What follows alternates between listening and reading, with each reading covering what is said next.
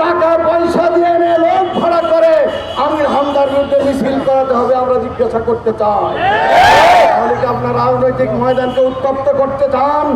এই ভোটের মাঠকে কি আপনারা উত্তপ্ত করে ফায়দা হাসিল করতে চান?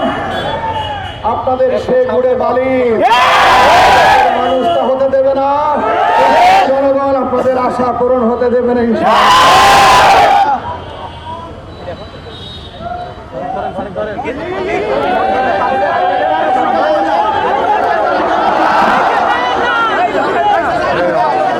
দর্শক এই মুহূর্তে দেখছি আমরা আসলে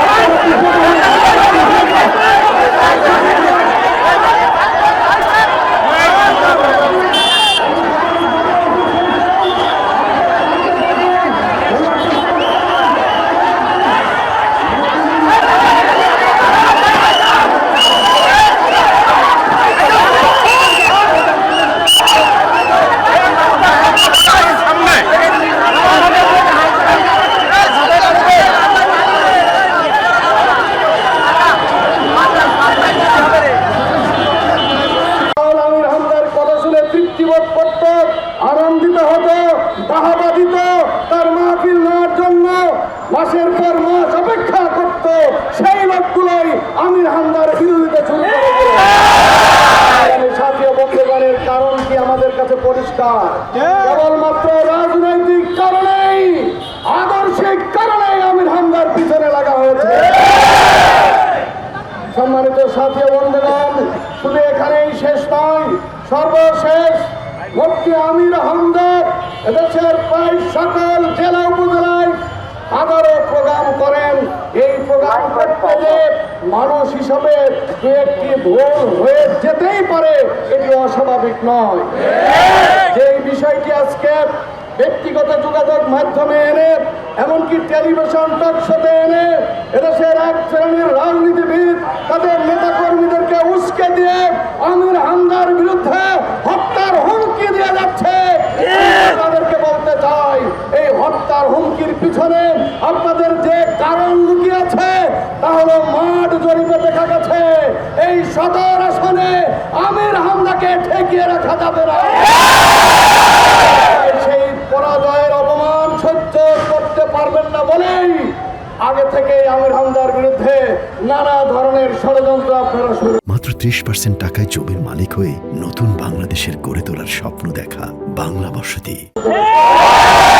ষড়যন্ত্রের শেষ, এখন তাকে হত্যা করতে হবে, দুনিয়ার বুক থেকে তাকে বিদায় করে দিতে হবে। এই জন্য প্রকাশ্যে তাকে হত্যার হুমকি দেওয়া হচ্ছে। আমরা পরিষ্কার বলে দিতে চাই, এইভাবে হত্যার হুমকি দিয়ে আপনারা যদি আপনাদের নেতা কর্মীদেরকে উস্কে দিয়ে কোন দুর্ঘটনা ঘটে, তাদের সব দায় দায়িত্ব আপনাদেরকে বহন